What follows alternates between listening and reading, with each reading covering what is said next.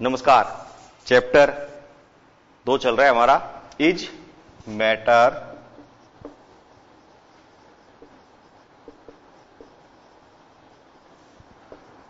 Around us pure. क्या हमारे आसपास के पदार्थ शुद्ध हैं? इसमें हम पदार्थों का पृथक्करण कर रहे थे, मिश्रण का पृथक्करण कर रहे थे। जो मिश्रण है उसमें से हम शुद्ध पदार्थ को निकालना चाहते हैं। मिश्रण का पृथक्करण, और इस मिश्रण के पृथक्करण में अब हमारी जो विधि है अगली, वो हम कर रहे हैं द्रव में से ठोस का पृथक्करण कर रहे हैं। द्रव में से ठोस का पृथक्करण कर रहे हैं, और हमारी अगली विधि है क्रिस्टलीकरण। समझो ध्यान से इसको, देखो क्रिस्टलीकरण में क्या करते हैं, पहले हम विलयन बनाते हैं। विलयन बनाते हैं किसका? विलेय और विलायक का। विलयन में क्या क्या होता है? विलेय होता है और विलायक होता है। अब हम विलयन में विलेय और विलायक है। अब हमने पढ़ा था कि विलयन 3 प्रकार के होते हैं, संतृप्त, असंतृप्त और अति संतृप्त। 3 प्रकार के विलयन में पढ़े थे, सैचुरेटेड, अनसैचुरेटेड और सुपर सैचुरेटेड। संतृप्त विलयन मतलब जितना उसमें विलेय घुल सकता हो उतना घुला हुआ है, असंतृप्त उससे कम घुला हुआ है, और अति संतृप्त जितना घुल सकता था उसके बाद भी हमने जबरदस्ती करके, गर्म करके, हिला के, किन्हीं भी का मतलब कई तरह के उपाय करके उसमें और ज्यादा विलेय हमने घोल दिया है। तो क्रिस्टलीकरण के लिए क्या करना पड़ता है? हमें अति संतृप्त विलयन बनाना पड़ता है। क्रिस्टलीकरण के लिए हम क्या करते हैं? विलेय में विलायक में विलेय घोलते जाएंगे, डालेंगे उसमें। विलायक लिया हमने, उसमें विलेय डाला और उसको घोलते गए। जब उसको घोलेंगे तो वो पूरा घुल गया, फिर उसको गर्म करेंगे, मतलब ठंडे में घुल गया, फिर उसको गर्म करेंगे, और गर्म करके उसमें और विलेय डालेंगे और उसको हिलाएंगे। फिर कंडीशन क्या आ जाएगी कि अब हम इसमें और विलेय नहीं डाल सकते, और विलेय नहीं घोल सकते। ऐसी स्थिति आने के बाद फिर हम उसमें लोडिंग कर देते हैं। क्या कर देते हैं? लोडिंग कर देंगे। लोडिंग करने के बाद उसके हमें क्रिस्टल प्राप्त हो जाएंगे। ठीक है, जैसे सबसे बढ़िया उदाहरण मैं देता हूं इसका, मिश्री आपने देखी हो तो उसमें शुगर में उसको डाल के इस तरह के, तो इस उसके जैसे वो तरीका जैसे होता है, वो तरीका बिल्कुल ऐसे काम लिया जाएगा। क्रिस्टल अपन कॉपर सल्फेट के प्राप्त कर सकते हैं, नमक के भी क्रिस्टल प्राप्त कर सकते हैं, उदाहरण इसके हो सकते हैं। और क्या तरीका हो सकता है? देखो, और हो सकता है कि मान लो हमें एक डाई है, ठीक है ना, एक स्याही है, उसमें पानी घुली हुई है, और हमें उसमें से सिर्फ जो कलर है ना उसको अलग करना है, डाई रंजक को अलग करना है। तो क्या करेंगे? एक चाइना डिश में लिया, उसको गर्म किया, उसमें से पानी बाहर निकल जाएगा और हमें उसमें क्या मिल जाएंगे? उस डाई के क्रिस्टल हमें प्राप्त हो जाएंगे। ठीक है, तो एक बार छोटा सा हल्का इसको लिख लें, क्रिस्टलीकरण।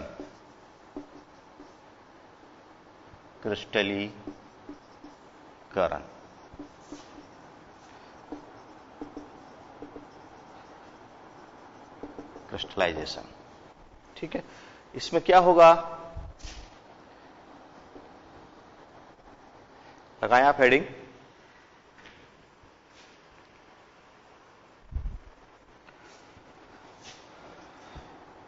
पदार्थ के सांद्र विलयन को, यहां सांद्र लिखूंगा मैं ना, सांद्र विलयन को ठंडा करके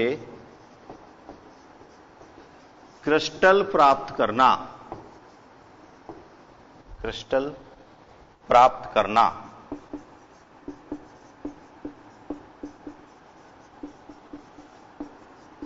क्रिस्टलीकरण कहलाता है।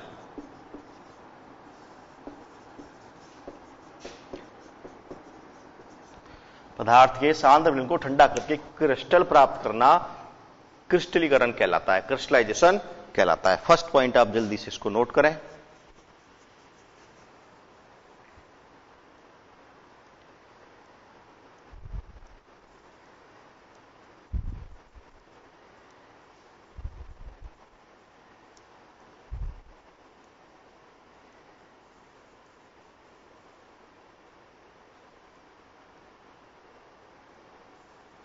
अब देखो होता क्या है, हमने विलायक लिया, देख लो एक बार, यहां हमने क्या लिया, विलायक, और इसमें अशुद्ध विलेय डाल दिया। अशुद्ध विलेय डालेंगे तो क्या होगा, विलेयता अलग अलग रहती है, जो पदार्थ है उसकी थोड़ी अलग रहेगी, जो अशुद्धि है उनकी थोड़ी कम रहेगी। तो जो पदार्थ कॉपर सल्फेट लिया है मान लो हमने, और उसको पानी के अंदर घोला है, तो कॉपर सल्फेट तो पानी में घुल जाएगा इस तरह से, ठीक है। अब उसकी अशुद्धियां होंगी वो यहां नीचे रह जाएंगी, और कॉपर सल्फेट के हमें क्या मिल जाएंगे, क्रिस्टल मिल जाएंगे। कॉपर सल्फेट तो क्रिस्टलीय रूप में अलग हो जाएगा, अशुद्धियां नीचे रह जाती हैं, उस विलयन में ही अशुद्धियां नीचे रह जाती हैं, नीचे बैठ जाती हैं, ठीक है। तो क्रिस्टलीकरण के द्वारा अधिक शुद्ध पदार्थ प्राप्त किया जाता है, क्रिस्टलीकरण के द्वारा अधिक शुद्ध पदार्थ प्राप्त किया जाता है, ठीक है।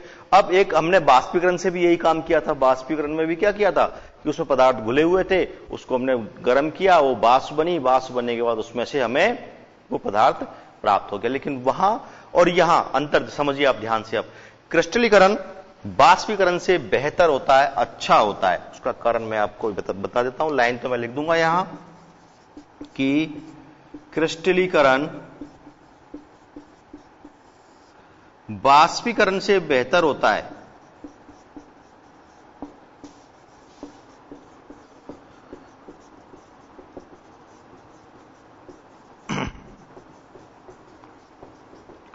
सुनिए अब समझिए ध्यान से, देखिए क्या होता है कि बाष्पीकरण में तो पूरे के पूरे विलयन को गर्म किया जाता है, पूरा विलयन गर्म होता है। विलयन के गर्म होने पर क्या होता है, विलेय भी गर्म होता है और विलायक भी गर्म होता है। जब दोनों गर्म होंगे तो जो विलेय है ना, उस विलेय में जो विलायक में जो विलेय घुला हुआ है, उस विलेय की डीनेचर्ड होने की संभावना रहती है, मतलब उसकी गर्म होने पर ब्रेक होने की संभावना रहती है। जैसे चीनी होती है ना, जब चीनी के क्रिस्टल चीनी का बाष्पीकरण करवाते हैं तो उसमें जो चीनी के अणु हैं उनके ब्रेक होने की, उनके टूटने की संभावना रहती है ताप के कारण, बाष्पीकरण के कारण। और अगर क्रिस्टलीकरण करवाया जाए तो क्रिस्टलीकरण में उसमें ताप देना नहीं होता है, गर्म करना है बस उसको, हल्का सा गर्म करने के बाद उसको घोल देना है, उसकी बराबर गर्म नहीं होता है। बाष्पीकरण में तो क्या होता है, पानी है, पानी का ताप जब तक 100 डिग्री सेंटीग्रेड नहीं होगा तब तक वो वहां से वाष्प में परिवर्तित नहीं होगा, 100 से ऊपर ही होता है, ठीक है, बाष्पीकरण अधिक मात्रा में। लेकिन क्रिस्टलीकरण में ऐसा जरूरी नहीं है कि उसको 100 तक गर्म करना हो, हल्का सा गर्म करना होता है और उसमें और विलेय घुल जाता है, इसलिए क्रिस्टलीकरण बाष्पीकरण से बेहतर होता है, ठीक है। तो ये पॉइंट लिख लें और कारण आपकी समझ में इसका आ गया है।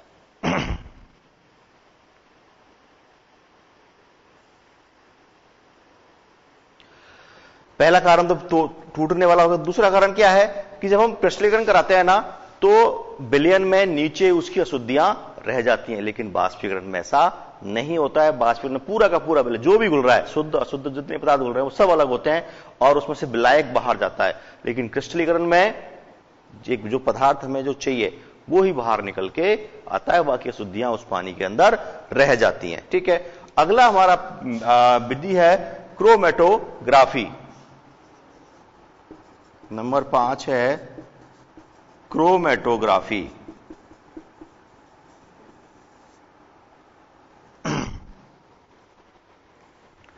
देखिए ये भी पृथक्करण का एक बहुत अच्छा तरीका है, बहुत अच्छा तरीका है। इसमें करते क्या है कि जैसे डाई स्याही में ले लेता हूं मैं, काली स्याही ले ली मैंने।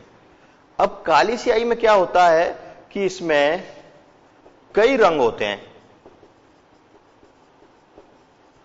काली स्याही में कई रंग होते हैं। अब इन रंगों को मान लो हमें पृथक करना है तो क्या करना पड़ेगा, हमें इनके लिए क्रोमेटोग्राफी का उपयोग करना पड़ेगा। इसका सिद्धांत क्या होता है कि जो एक पदार्थ है ना, उस पदार्थ में जितने भी उसके कंपोनेंट्स हैं, उन कंपोनेंट्स की विलेयता किसी पर्टिकुलर विलायक में अलग अलग होती है, ठीक है। किसी पदार्थ के सभी कंपोनेंट्स की, उसके सभी संघटकों की विलेयता एक पर्टिकुलर, एक विशेष विलायक में अलग अलग होती है, जिसका उपयोग क्रोमेटोग्राफी में किया जाता है। सिद्धांत ये होता है इसका, अलग अलग विलेयता होगी। तो इसमें करते क्या है, एक पेपर लेते हैं, इस पेपर लिया हमने और यहां पर मैंने मान लो काली स्याही का स्पॉट लगा दिया, इसको पानी में डुबो दिया और इसको यहां पर इस तरह से फिक्स करके और टांग दिया मैंने, स्टैंड के थ्रू, ये यहां मैंने इसको टांग दिया है। अब क्या होगा, ये पेपर है, विशेष प्रकार का क्रोमेटोग्राफी पेपर बोलते हैं इसको। इस पेपर पर ये स्याही जल के जल जब इसमें ऊपर चढ़ेगा, कैपिलरी एक्शन होगा, जल ऊपर चढ़ेगा तो यहां से स्याही के रंग भी ऊपर चढ़ेंगे। अब उनमें इस स्याही के जो घटक हैं इनकी विलेयता जल में अलग अलग है, तो एक का स्पॉट यहां आ जाएगा, एक का स्पॉट यहां आ जाएगा, एक का स्पॉट यहां आ जाएगा, अलग अलग आ गए, अलग अलग कलर के, और उनको काट के अलग कर लिया जाता है और फिर दूसरे ब्लैक में उनको घोल करके और पृथक कर लिया जाता है। यह पूरा क्रोमेटोग्राफी का सिद्धांत होता है। ठीक है,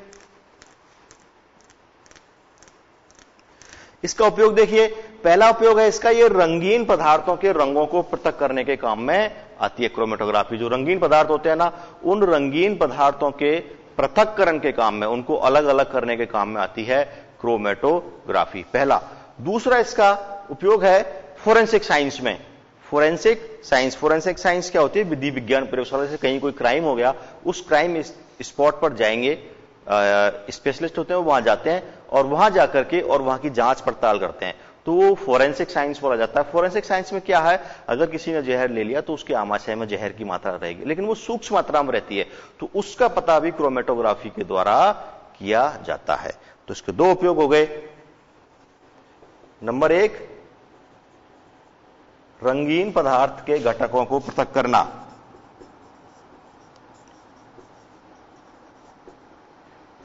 रंगीन पदार्थ के घटकों को पृथक करना, और नंबर दो, फोरेंसिक विज्ञान में।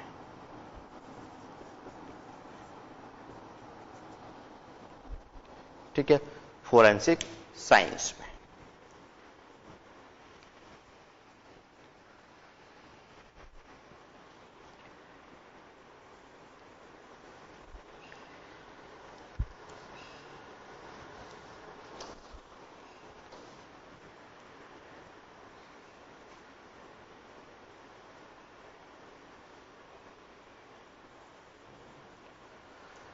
क्लियर। नंबर 6 है आसवन।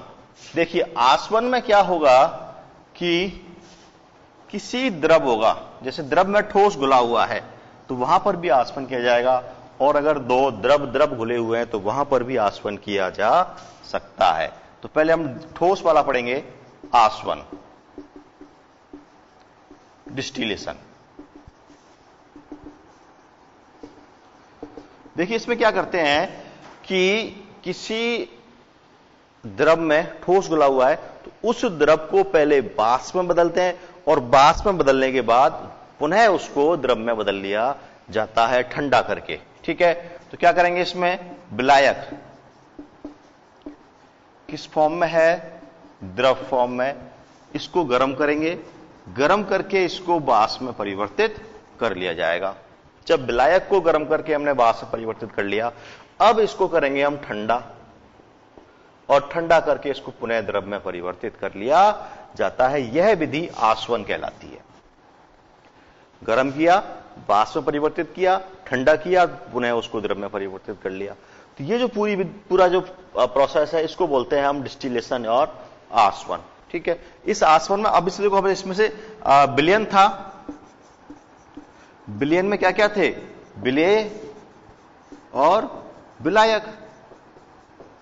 यहां से विलायक अलग हो गया, ये लो क्या बच गया, विलेय बच गया, पृथक हो गया। ठीक, ये विधि बिल्कुल बाष्पीकरण के जैसी है, लेकिन इसमें अंतर इतना है कि बाष्पीकरण में वाष्प में परिवर्तित होने वाले द्रव को हम पुनः प्राप्त नहीं कर पाते, वो वातावरण में फ्री हो जाता है, चला जाता है। लेकिन आसवन में हम पृथक होने वाले द्रव को प्राप्त कर लेते हैं। ठीक है, लिख लें शॉर्ट में इसको।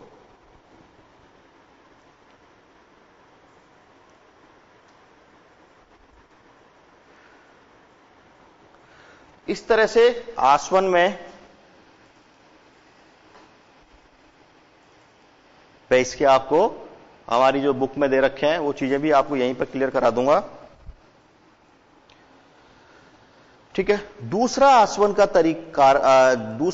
का उपयोग है दो ऐसे द्रव जिनके बॉइलिंग पॉइंट में अधिक अंतर होता है, वैसे 40 डिग्री सेंटीग्रेड से अगर ज्यादा अंतर होता है तो उन्हें भी आसवन द्वारा पृथक कर जाता है। अगले हमारे जो पॉइंट है उसका बिंदु है ये, ठीक है। आसवन द्वारा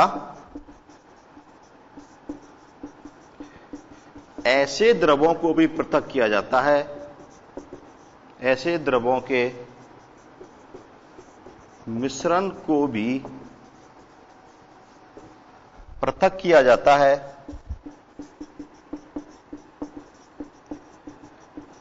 जिनके बॉइलिंग पॉइंट में अधिक अंतर होता है। क्या होता है? अधिक अंतर। उन्हें भी आसवन के द्वारा पृथक किया जाता है, ठीक है।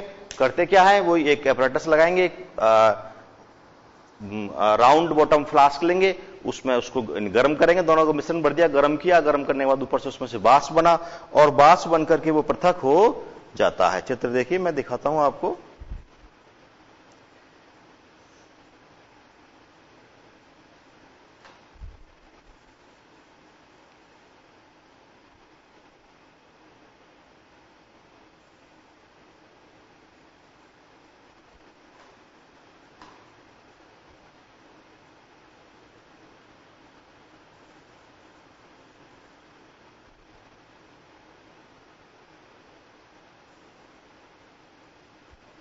देखिए ये स्क्रीन पर आपको चित्र आ गया है, देखिए आप एक बार आसवन, ये आसवन का तरीका है यहां पर, ठीक है। छोटा हो गया, मैं इसको और बड़ा कर देता हूं। ये देखिए यहां ये आ गया है। तो ये जो है ये आसवन का तरीका है, इस तरह से आसवन किया जाता है, ठीक है। पूरा दिख रहा है आपको?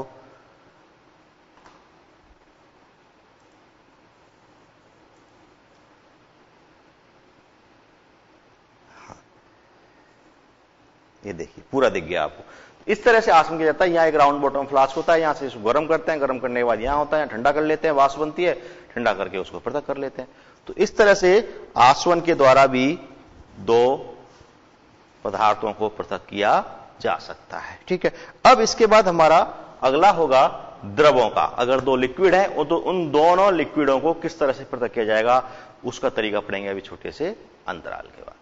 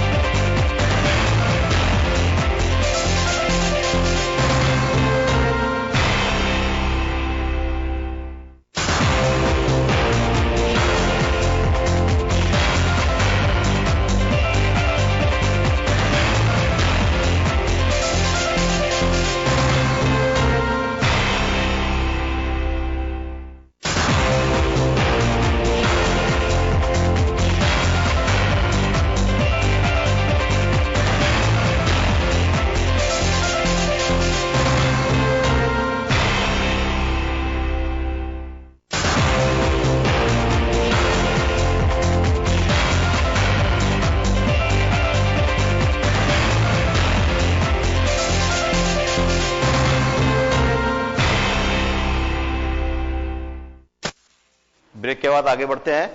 अब हमारा एक जो अगला पॉइंट है वो है प्रभाजी आसवन और दो द्रवों के मिश्रण का पृथक्करण, ठीक है। तो दो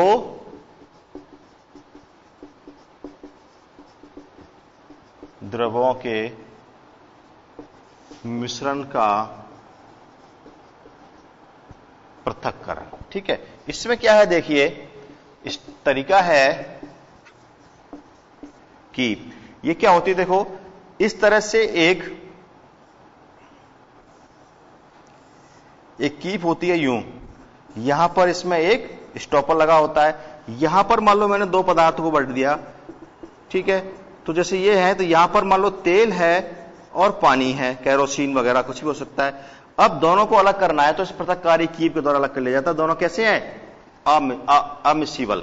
दोनों को अलग करना है। यहां से इसको खोलेंगे स्टॉपर को, पहले पानी नीचे आ जाएगा, फिर जैसे ही तेल आने लगेगा स्टॉपर को बंद कर देंगे, फिर हम तेल को अलग कर लेंगे। ये तो हो गया पृथककारी कीप का तरीका। दूसरा है प्रवाजी आसवन। इसमें क्या होता है कि तरीका आसवन के जैसा ही है, लेकिन उन दोनों द्रवों के बॉइलिंग पॉइंट में अंतर कम होता है। अंतर कैसा होता है? कम। ठीक है, लेस देन 40 डिग्री सेंटीग्रेड, इससे कम होता है अंतर। ठीक है ना, तब हम क्या उपयोग में लेते हैं? प्रवाजी आसवन। और अगर ज्यादा होता है तो हम उपयोग में लेते हैं आसवन विधि। जब अंतर कम है तो प्रवाजी आसवन। प्रवाजी आसवन में करते क्या है, वो तरीका क्या होता है? देखिए आपकी स्क्रीन पर आ गया है, देखिए आ गया, ये आ गया है। देखिए अब आप, ये प्रवाजी आसवन का तरीका है। करते क्या है? यहां वही तरीका है बिल्कुल। यहां एक ये राउंड बॉटम फ्लास्क लगा हुआ है, यहां पर नीचे बर्नर लगा हुआ है, ये स्टैंड लगा दिया। अब यहां से जो हमने कॉलम लगाया ना, इसमें प्रभाज होते हैं, मतलब अलग अलग खंड होते हैं। खंड होंगे तो, और यहां से वाष्प बनेगी तो ये यहां से निकल के ठंडा होगा और वापस इधर आ जाएगा।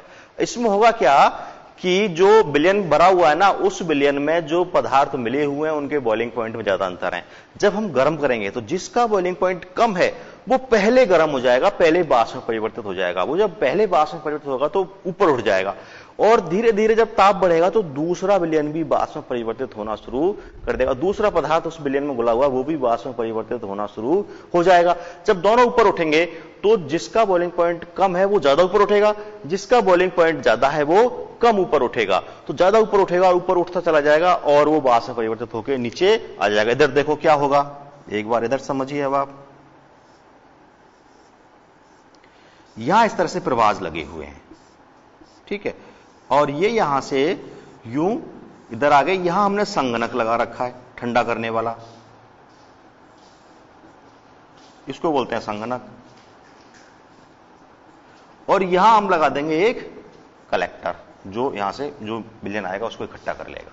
ठीक है, यहां अब ये प्रभाज के नीचे का भाग है, इसको है ना, इसको मैं नीचे का भाग है, यहां पर ये राउंड बॉटम फ्लास्क है और इसको हम गर्म कर रहे हैं। बहुत रफ डायग्राम बना रहा हूं मैं। यहां से विलयन है, यहां से आए दोनों, ठीक है, दो आए, ये दोनों आए, इसकी वाष्प ज्यादा बनी तो ये यूं निकल के इधर आ गया।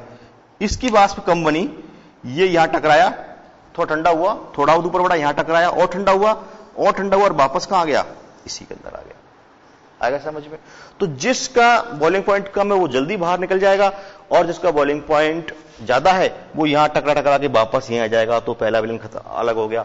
दूसरा निकालना है, फिर ताप बढ़ा देंगे, पहला अलग, उसको हटा लेंगे, दूसरा लगा देंगे। इस तरह से हम इनको पृथक पृथक कर सकते हैं। ठीक है, अगला हमारा है गैसों के मिश्रण का पृथक्करण। गैसों के मिश्रण का पृथक्करण। देखो, गैसों के मिश्रण का पृथक्करण करने के लिए भी प्रभाजी आसवन का विधि ही काम में ली जाती है। गैसों के मिश्रण का पृथक्करण। गैसों का मिश्रण वायु के अंदर होता है, ठीक है ना। हम सभी जानते हैं कि जो वायु होती है उस वायु में सबसे ज्यादा नाइट्रोजन गैस होती है, उसके बाद कार्बन डाइऑक्साइड का नंबर आता है, और उसके बाद नाइट्रोजन के बाद ऑक्सीजन का नंबर आता है, कार्बन डाइऑक्साइड नहीं, सबसे पहले नाइट्रोजन, फिर ऑक्सीजन और फिर आर्गन। इस तरह से इनके नंबर आते हैं। ठीक है, अब अगर हम इनके बॉइलिंग पॉइंट की बात करें तो नाइट्रोजन का होता है -196 डिग्री सेंटीग्रेड। पृथक्करण का तरीका क्या होता है? प्रभाजी आसवन विधि द्वारा। प्रभाजी आसवन विधि द्वारा, ठीक है। वो एक प्रभाज होगा, उस प्रभाज में अलग अलग बॉइलिंग पॉइंट होंगे, तो जिसका बॉइलिंग पॉइंट कम होगा वो पहले अलग हो जाएगा, जिसका बॉइलिंग पॉइंट ज्यादा होगा वो बाद में अलग हो जाएगा। ठीक है, करते क्या है? द्रव गैस लेते हैं, पहले गैस लेते हैं, उसको हवा लेते हैं, वायु। वायु को पहले द्रव में परिवर्तित कर लेंगे। वो तरीका क्या होगा बताऊंगा मैं आपको। वायु को पहले द्रव में परिवर्तित कर लिया, द्रव में परिवर्तित करने के बाद इसको प्रभाज में से गुजारते हैं।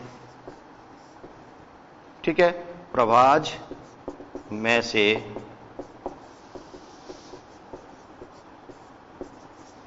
गुजारते, जब गुजारेंगे तो सबसे पहले नाइट्रोजन गैस, क्योंकि इसका होता है -196 डिग्री सेंटीग्रेड बॉइलिंग पॉइंट।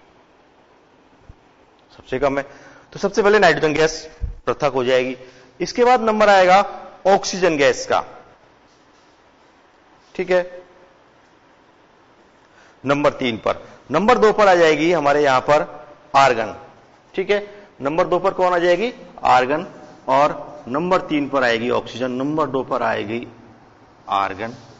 इसका होता है -186 डिग्री सेंटीग्रेड। ये अलग हो जाएगी, नाइट्रोजन अलग हो गई, ऑर्गन अलग हो गई। अब आएगा ऑक्सीजन का नंबर, इसका होता है -183 डिग्री सेंटीग्रेड। ये प्रभाज में पास करे और पास करने के बाद इस तरह से ये गैसें अलग यहां से पृथक हो जाती हैं। अब कुछ अशुद्धियां इसमें जैसे डस्ट की रह गई, मिट्टी वगैरह रह गई, जल वाष्प रह गई, वो अशुद्धियां जब इसको हम द्रव में परिवर्तित करते हैं ना, तो उस प्रोसेस के अंदर ही वो अशुद्धियां वहां पर पृथक हो जाती हैं, ठीक है। अब इसको द्रव में परिवर्तित करने का तरीका क्या होता है? सबसे पहले तो हवा को छान करके उसमें से क्या है, धूल, जलवाष्प और कार्बन डाइऑक्साइड पृथक कर ली जाती है। कार्बन डाइऑक्साइड गैस भारी होती है, इसलिए वो धूल और जलवाष्प के साथ ही पृथक हो जाती है। सबसे पहला तरीका होता है कि हवा को छान करके, नंबर 1, हवा को छानकर धूल, जलवाष्प एवं कार्बन डाइऑक्साइड को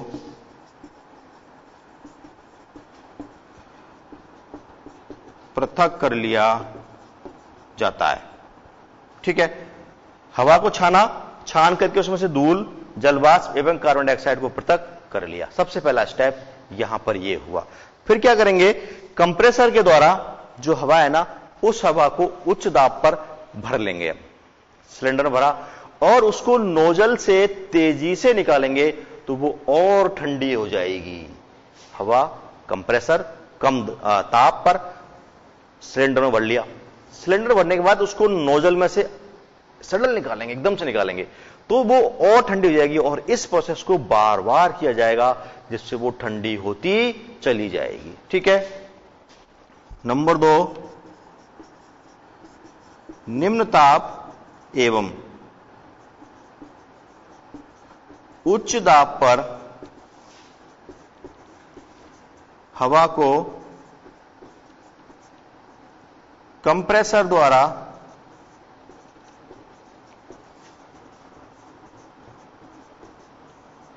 सिलेंडर में भरकर नोजल से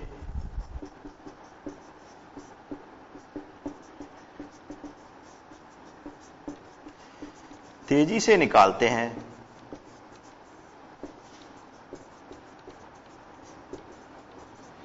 जिससे वह और ठंडी हो जाती है। मतलब टेम्परेचर कहां पहुंच जाएगा? आप माइनस में चला जाएगा, जिससे वह और ठंडी हो जाती है। यह स्टेप बार बार किया जाता है। यह स्टेप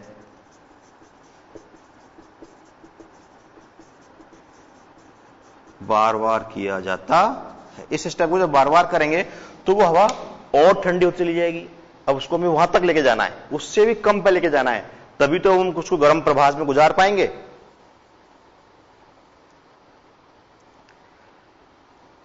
फिर इसे प्रभाजी आसवन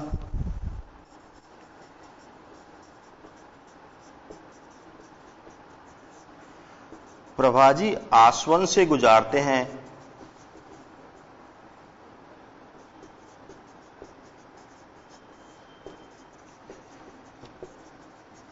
जिससे गैसें पृथक हो जाती है, जिससे गैसें पृथक हो जाती है, ठीक है।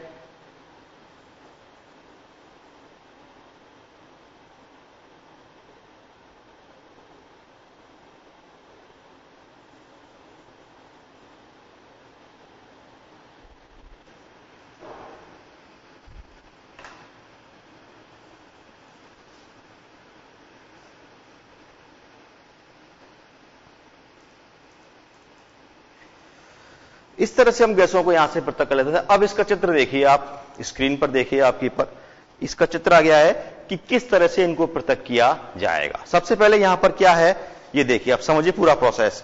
ये छनित्र लगा हुआ है, ये छान देगा। किस किस को छानेगा? जलवाष्प को छान देगा, मिट्टी को छान देगा और कार्बन डाइऑक्साइड को छान देगा। तीन चीज तो यहीं पर अलग हो गई। अलग, चलिए इसको हम द्रव फॉर्म में, है ना, पहले द्रव फॉर्म में परिवर्तित करेंगे तभी ऐसा हो पाएगा। अब यहां से वायु को हमने यहां से प्रवेश कराया, प्रवेश करा दिया। यहां ये कंप्रेसर लगा हुआ है, उच्च दाब लगाएंगे, यहां पर कंप्रेसर लगा हुआ है, तो यहां पर दाब बढ़ेगा। दाब बढ़ने के बाद उस वायु का हल्का सा ताप बढ़ जाएगा। ताप बढ़ने के कारण यहां से फिर क्या करेंगे, हम ठंडा जल पास करेंगे, शीतल जल। शीतल जल के कारण वो हवा कैसी हो जाएगी? ठंडी हो जाएगी। और इस प्रोसेस को बार बार करते रहेंगे, बार बार करते रहेंगे, जिससे हवा ठंडी होती चली जाएगी। ठीक है। अब शीतल संपीडित वायु हो गई, ठंडी हो गई, और संपीडित है मतलब वो कंप्रेस्ड की हुई, हमने उसको द्रव फॉर्म में परिवर्तित किया है। द्रव फॉर्म में परिवर्तित करने के बाद यहां से जब वायु गुजारेंगे तो यहां ये हमने प्रभाज लगा रखा है। ठीक है, प्रभाज लगा हुआ है, यहां पर हल्का सा ताप बढ़ाया जाएगा। जब यहां से हल्का सा ताप बढ़ाएगा तो जो कार्बन डाइऑक्साइड गैस है ना, वो ठोस रूप में बदल जाएगी और यहां से इस तरह से पृथक कर ली जाएगी। तो ये कार्बन डाइऑक्साइड पूरी तरह से यहां से अलग हो जाएगी। कार्बन डाइऑक्साइड अलग हो गई। कार्बन डाइऑक्साइड अलग होने के बाद फिर ये द्रवीय वायु आएगी।